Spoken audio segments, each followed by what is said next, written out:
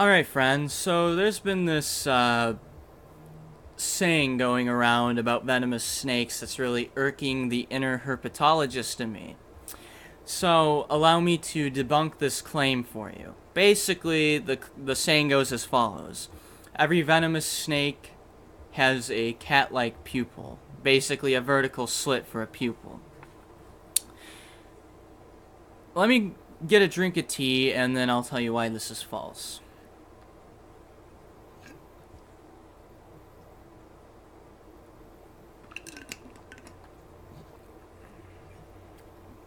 Pure leaf tea, good stuff. Anyways, so there's two families of venomous snake in the United States of America. Two. One's the crotolans, and the other is the elapids. Now, the crotolans are the pit vipers, and I don't know if you made the mistake I did when I first heard the term pit viper.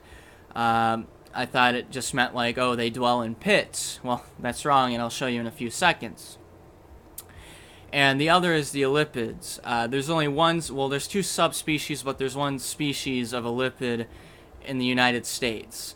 So first, let's go into the crotolans. Now, I have crude drawings. This is inspired by a video by a YouTuber by the name of Ancient Scholar. He did a video similar to this. I want to get a little bit more into the science of the venom. But the pit viper, here's a crude drawing. If I can, yeah, there you go.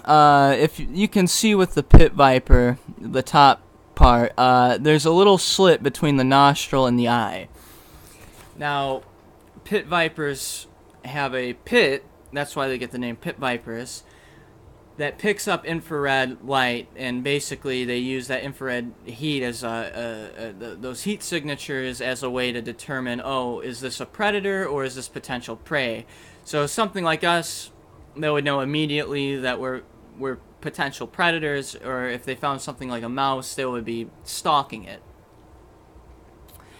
Also, what's common with pit vipers is usually keeled scaling, which just means that it's more rough and usually overlapping, as well as they have more of a defined nose. With pit vipers, you have more of like a snout than a rounded head. It's more of like a snout, as you can see in the drawing. Now, what snakes are in the pit viper family? Pretty much every snake in America, with the exception of two subspecies that belong to the elapids. So that's all the rattlesnakes. So pygmy rattlesnake. Up here in northern Indiana, we have the Massasauga rattlesnake, or eastern Massasauga, rather. There's the canebrake if you live in the south, but up here we call them timber rattlers. Diamondback, eastern diamondback also is the only snake from North America to be on the top 10 most venomous snakes in the world. I believe it sits at number 10 too. Now, there's competing theories between whether it's the eastern diamondback or the coral snake, but we don't really have a lot of research to confirm that the eastern coral snake's the most venomous. So as of now, the most venomous snake in North America is the eastern diamondback.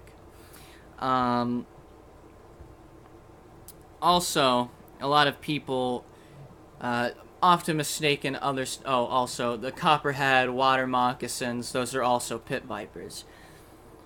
These are the ones with cat pupils, by the way, but not always. If they're in low light situations, they will have circular pupils. Similar principle to a human pupil. The only really identifying feature is, well, if it's got a rattler on it, oh, it's a rattlesnake. Copperheads, they'll have more of an hourglass pattern on their scaling. The good giveaway, though, is there's going to be a pit in between the nostril and the eye. And the way you can tell, another way, non-venomous snakes that people claim are venomous or think are venomous with actual venomous snakes is pit vipers have a very pronounced head. It's triangular and it's more of a spear shape. Now, there's a definite neck that you can pick up on. A lot of people mistake certain species of water snake as a copperhead. That's not the case. Copperheads don't even really like aquatic life. They'll live near swamps, but they'll live in the forests bordering the swamp or the body of water. The only snake that really gets into water is, well, the water moccasin, also known as the not the copper, but the cottonmouth. My bad. The other family of snakes. Oh, let me get into the toxin first with the venom. The primary concern with a pit viper bite is the venom, of course. But the venom, the primary concern with the venom is it's a hemotoxin. So what that means is it can be anywhere from simple anticoagulation, which means your blood can't really clot to heal the wound, and in more severe cases, this can translate into necrosis, organ deterioration, and tissue damage. And basically this is to help aid digestion for the snake if it were to bite, say, a rodent or an amphibian. Now the next family of snakes is the Elapidae, or the Elapids. The only one would be a coral snake. Now, coral snakes, there's two subspecies. There's the eastern coral snake that lives in the coastal ranges and midland ranges of South Carolina all the way down to eastern Florida. And there's also in the Gulf of Mexico the Texas coral snake. Now, there's an easy identification with coral snakes, even though there are non-venomous species people do mistaken for coral snakes.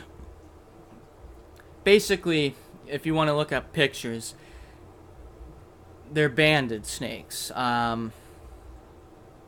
which means that, well, they have different color bands, but with coral snakes, the red bands touch the yellow bands. It's a three-banded pattern. It's got red, black, and yellow. However, with coral snakes, it's red touches yellow, and then there's a black band, and then another yellow band that touches a red band. Basically, that saying is red and yellow kill a fellow. But there's a species of corn snake, and I believe another type of snake in those same areas that use that same mechanism to trick predators into thinking that they are coral snakes. But the problem with that, or the fortunate way to tell, would be that the red bands, instead of touching yellow like with the coral snake, the red bands of these snakes touch a black band. So it's the same principle, same banding, but different order of colors. So there's a thick red band that touches a black band with a yellow band in between, and then another black band with a red band again, which basically means there's a saying for that too, red and black, friend of Jack. So it goes red and yellow kill a fellow, red and black, friend of Jack. Elapids, you might be familiar with their cousin, the cobra, their other cousin, the crate, their other cousin, the mambas. These are all in the class of elapids, or the family of elapids, rather. Now, they have circular pupils. Sometimes their pupils are completely black, or their eyes are. The primary concern with the venom of an elapid is fast-acting neurotoxin. Like with a black mamba, it takes about 4 hours for death to occur. That's why they call the black mamba's bite the kiss of death. But we're talking about the coral snake. The coral snake has a neurotoxin which attacks your central nervous system, and the primary concern there is respiratory failure. Basically, it tells your brain basically to stop breathing, and your diaphragm stops working, so your respiratory system collapses. So that's the primary concern with them. And usually the venom is way more powerful and is way faster acting than a pit viper venom. So I hope I cleared up the misconception of venomous snakes in North America, and I hope I may have taught you one or two things about venomous snakes in North America. That's about it, guys. Peace out.